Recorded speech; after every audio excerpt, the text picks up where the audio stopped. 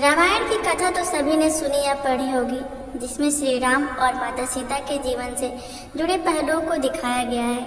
उन्हीं में से एक कहानी में बताया गया है कि कैसे मर्यादा पुरुषोत्तम राम अपनी पत्नी सीता को एक धोबी की बातों में आकर अयोध्या छोड़कर जाने को कह देते हैं।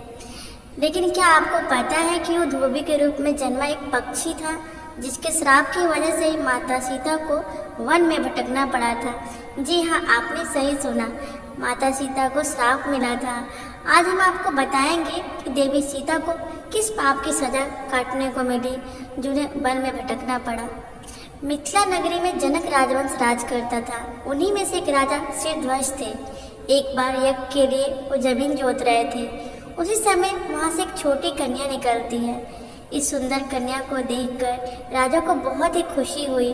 उन्होंने उस कन्या को अपनी पुत्री बना लिया और उसका नाम रखा सीता। एक दिन सीता अपने सहेलियों के साथ बगीचे में खेल रही थी। वहाँ उन्हें एक तोते का जोड़ा दिखाई दिया, जो बहुत ही खूबसूरत था। वे दोनों पक्षी एक पर्वत की चोटी पर बैठ के बातें कर रहे थे। पृथ्वी पर श्री राम नाम से एक विख्यात बड़े सुंदर राजा होंगे और उनकी महारानी का नाम सीता होगा। श्री राम सीता के साथ कई वर्षों तक राज्य करेंगे। धन्य है वो जानकी देवी और धन्य है वे श्री राम। तोते की ऐसी बातें सुनकर सीता ने सोचा कि ये दोनों तो मेरे ही बारे में बात कर रहे हैं, इन्हें पकड़कर मैं इनसे अपने जीवन में जुड़ी सारी बातें पूछ सकती हूँ। इसीलिए उन्होंने अपने सहेलियों से उन दोनों पक्षियों को पकड़कर लाने के लिए कहा। उनकी सहेलियां उस पर्वत पर गई और दोनों पक्षियों को पकड़कर ले आई। माता सीता उन पक्षियों से कहती हैं, तुम दोनों बहुत सुंदर हो, देखो डरो नहीं, मैं तुम्हें कोई नुकसान नहीं पहुंचाऊंगी। तुम बस मुझे ये बताओ कि तुम कौन हो और कहाँ से आए हो। राम कौन है और सीता कौन है, तुम्हें उनके बारे में कैसे पता है। हे माता, सीता के पूछने पर दोनों पक्षी बताते हैं कि एक बहुत विख्यात महर्षि वाल्मीकि हैं। हम दोनों उन्हीं के आश्रम में रहते हैं। महर्षि ने रामायण नाम का एक ग्रंथ लिखा है, जिसका पाठ उन्होंने अपने शिष्यों को भी कराया है। उन पक्षियों ने सीता को ये भी बताया कि इस ग्रंथ में महर्षि वाल्मीकि ने बताया है कि महर्षि ऋष्यशृंग के द्वारा किए गए यज्ञ से प्रसन्न होकर भगवान विष्णु, राम, लक्ष्मण और भरत, शत्रुघ्न ये चार मानव शरीर धारण करके पृथ्वी पर जन्म लेंगे। बड़े होने पर श्री राम महर्षि विश्वामित्र और अपने छोटे भाई लक्ष्मण के साथ हाथ में धनुष लिए मिथिला आएंगे और शिव जी के धनुष को तोड़कर सीता से विवाह करेंगे। फिर उस पक्षी के जोड़े ने कहा, हे सुंदरी, हमने तुम्हें सब बता दिया है, अब हमें छोड़ दो, हम जाना चाहते हैं। पक्षियों की बातें सुनकर माता सीता के मन में और भी बातें जानने की इच्छा हुई। उन्होंने उन दोनों से पूछा, राम कहाँ होंगे, वे किसके पुत्र हैं, वैसे वो मिथिला आकर जानकी से विवाह करेंगे। नर तोता बोला, श्री रामचंद्र का मुख कमल के समान सुंदर, नेत्र बड़े बड़े और खिले हुए, नासिका ऊंची, पतली भुजाएं घुटनों तक, गला शंख के समान होगा। मैं उनका क्या वर्णन करूं, जिनके गुणों का बखान सम्मुख वाला भी नहीं कर सकता।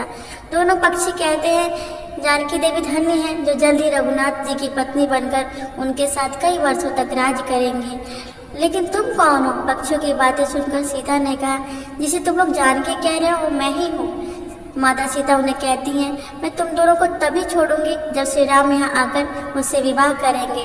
तब तक तुम दोनों आराम से मेरे घर में रह सकते हो।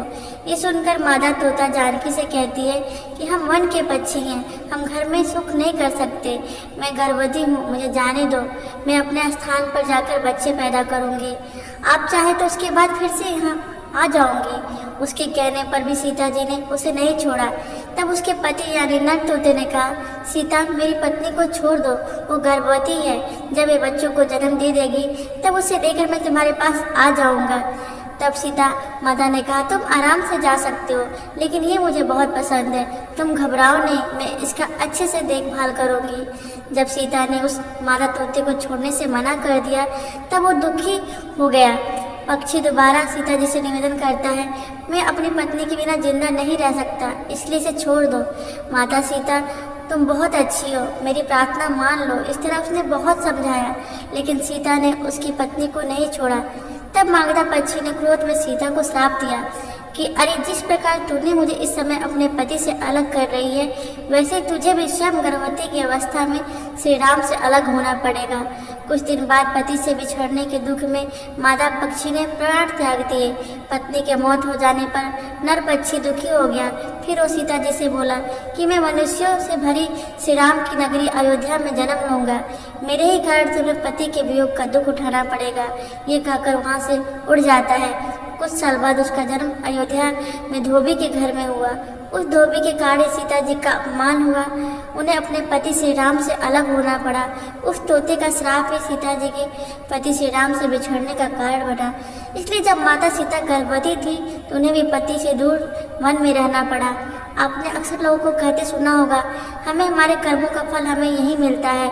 इस कहानी से ये बात सिद्ध भी हो जाती है कि कर्म के फल से कोई भी बच नहीं सकता, फिर चाहे वो भगवान राम हो या सीता, सभी को अपने कर्मों का फल भोगना ही पड़ता है।